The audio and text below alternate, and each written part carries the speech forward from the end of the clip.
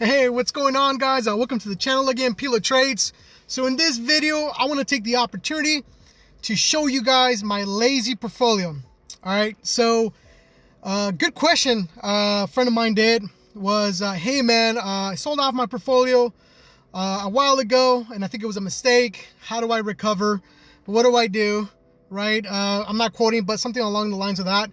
And so I figured, you know what? I am going to make a video and show you guys what I would consider a fire and forget long term. I mean, we're talking about generational wealth type of portfolio. So without further ado, let's get into it.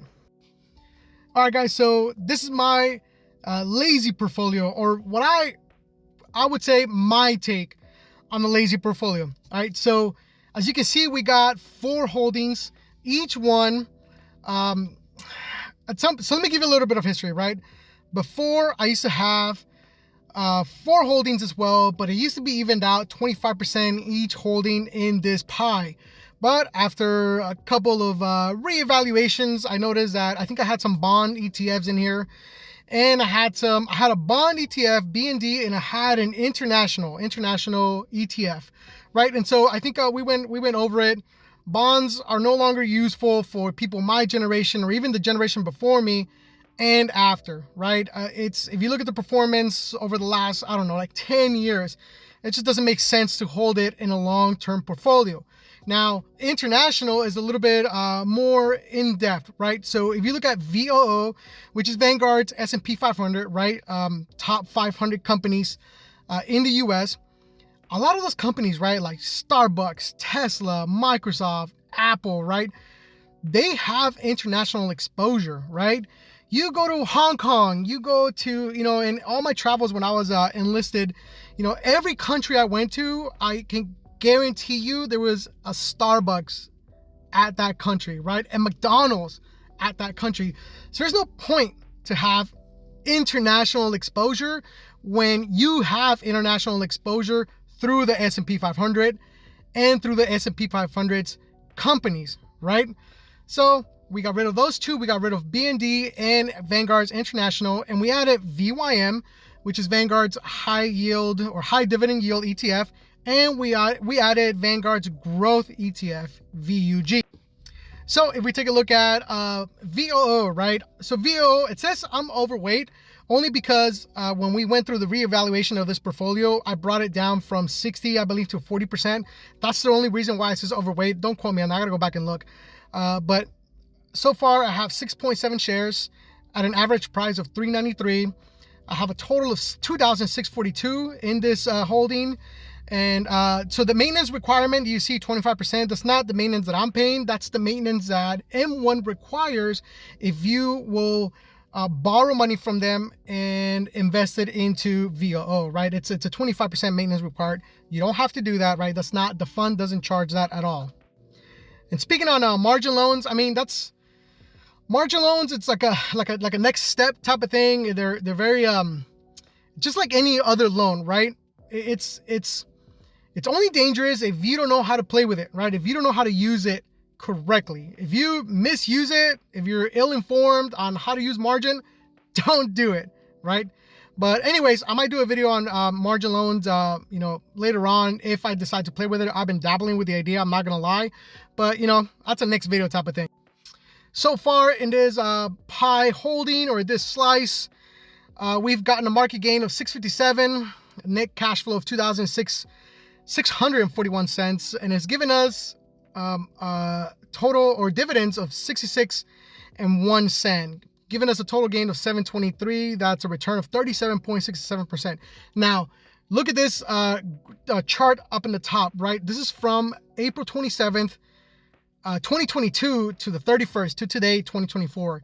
And I mean, look at that gain, right? And this goes to show you that if you, hold and dollar cost average or an M1's, specific situation, if you just let the algorithm do its thing over the long term, it's going to pay off, right? And this is just a 2-year span. Imagine 10 years, 40 years, 60 years, and you pass on this portfolio or these holdings on to, the next generation, right?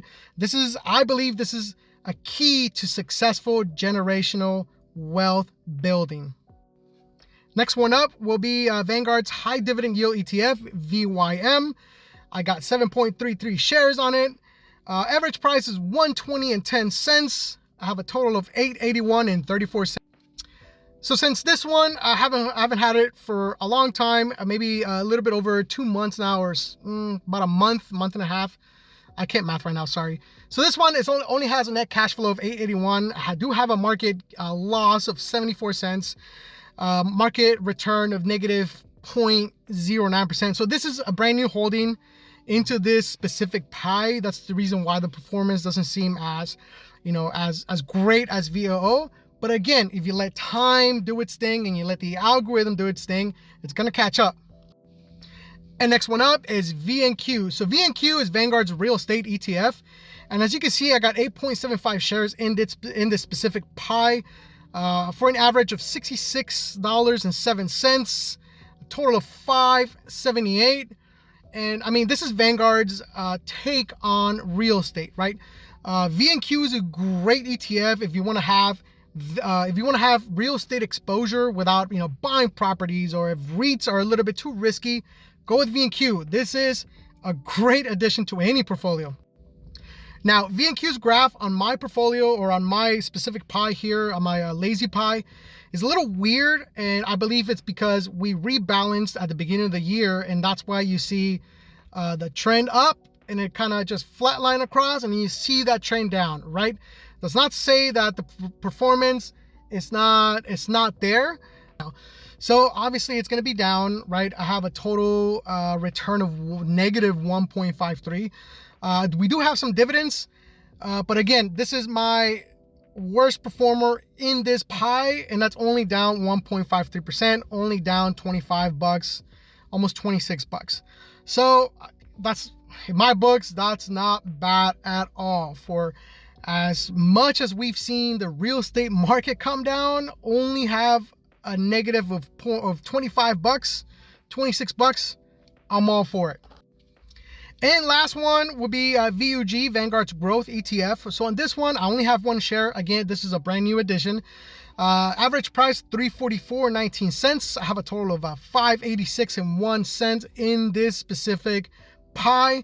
So remember, Vanguard's growth ETF, I think, is a great addition for the long term, right? This ETF focuses on growth. And the performance of it, just like VNQ, right? This one's positive, honestly, but this is we have a market gain of $11.07 for a return of 1.97%. So again, this chart might not look as impressive as VOO, but we've only added it since April 1st of this year. So overall, guys, this portfolio has a net cash flow of $4,912 with 18 cents, market gain of $552, dividends earned is $266.18, giving us a market gain of giving us a market total gain of $818.32. So this pie has 4 holdings. Its expense ratio is 0.05, which is golden. That should be the standard. Anything below that, even if you can go a little bit higher, maybe like a 0.09, right? And below, great.